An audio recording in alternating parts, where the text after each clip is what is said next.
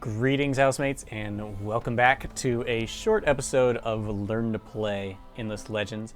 I'm Phwop, and this is about districts and the Altar of Auriga. We're about to finish that bad boy up, so let's see it complete. Here is the Altar of Auriga district. Note that our city plan is, okay, let's get that out of the way. The Altar of Auriga, sure. There's not much to say about the city plan. The altar doesn't level anything up, but it does set us up for success when the megapole finishes in 10 turns. However, we can now acquire any of these that we wish to. We have 24 pearls even after building the altar. There's also some sweet stuff to look forward to in the second winter, so it's worth it to take a look at that, since that could happen as early as 5 turns from now. Also, we can see what other people are praying to have happen. Yeah.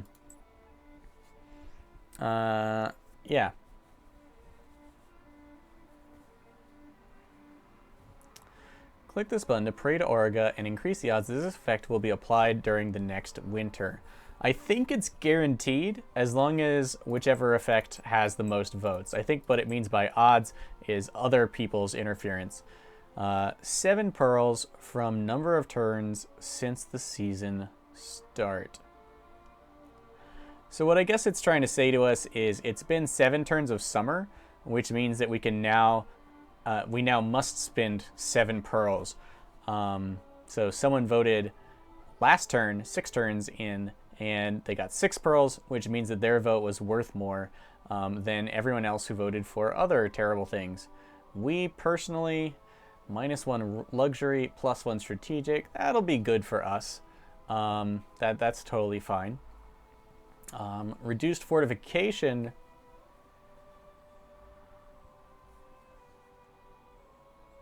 And increased fortification damage. That's pretty sick. That means that if sieging cities during the winter would be far more effective.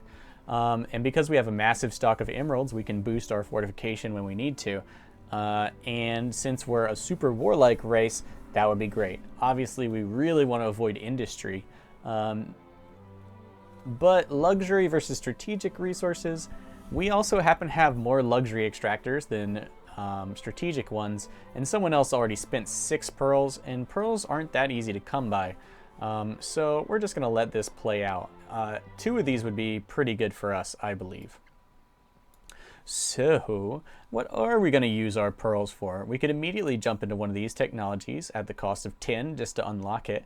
And then, of course, it requires pearls to build these Superwatch Towers, or each stockpile costs us 8 pearls, or these lenses cost us 10.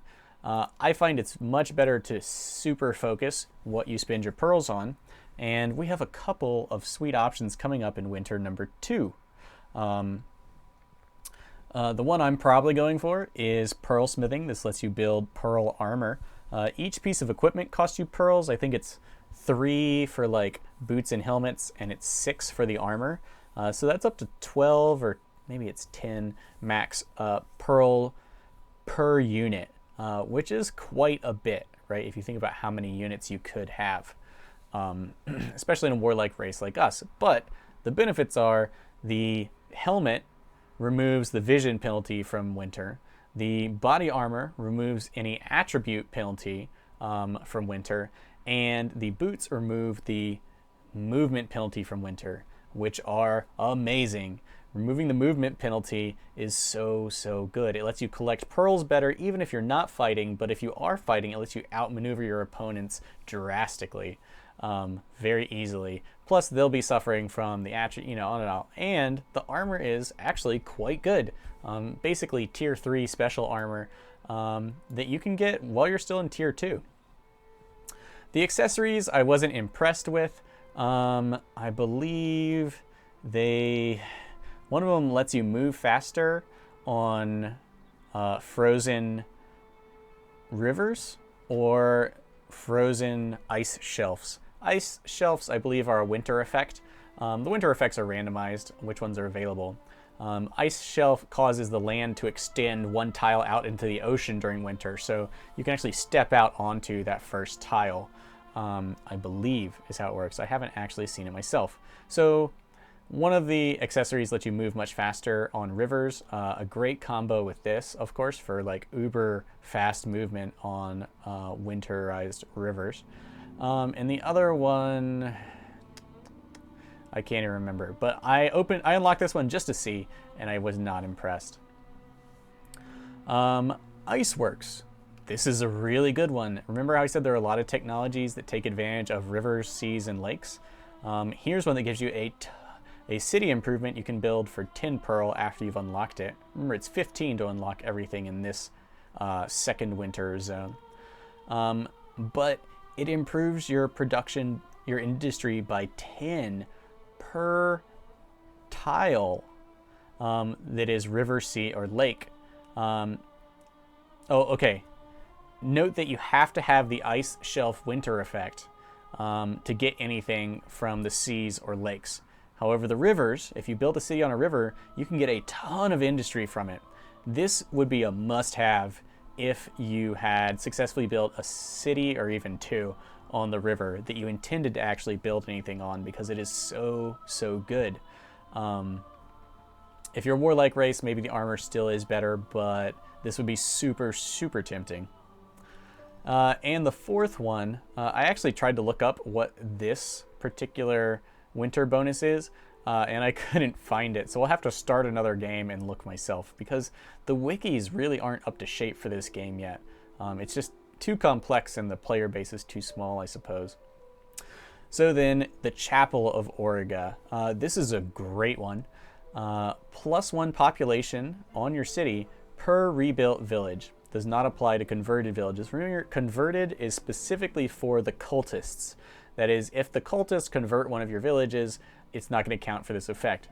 But basically, instead of getting 1 population from every rebuilt village, you get 2 population for every rebuilt village. That's up to 3 more population per region. And it snowballs nicely with Necrophage's already kind of intense focus on regions with lots of villages in them. Unfortunately for us in our current playthrough, we really haven't found that many places with lots of villages. Our first 2 regions only had 1 each. We just found it out of necessity and convenience. We settled. But if you are lucky enough to have a couple regions with more villages, this is a great technology to have. Note it's a city improvement, not a district as well. So that's it for the second winter's blessings.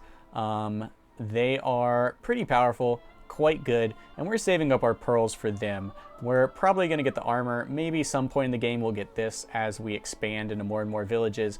It's going to be worth more and more population. And the last tier is a bunch of powerful stuff, but I'll cover that in another video. So you've learned how to pray if you didn't already know. And we've taken a look at the upcoming winter effects. We really want these so we don't have to research an armor technology, and we can kick ass during the winter with whatever weapons technology we do end up using. Alright guys, that's it for this video. Thanks for watching. I know you appreciate how our city is coming together since we just built the altar here, and when that megapole finishes, it'll instantly become level 2, and so will the Museum of Auriga, and we will be Lords of the Deeds, the legendary deed doers. So thanks for watching. I'll see you next time. Remember to like, subscribe, and farewell.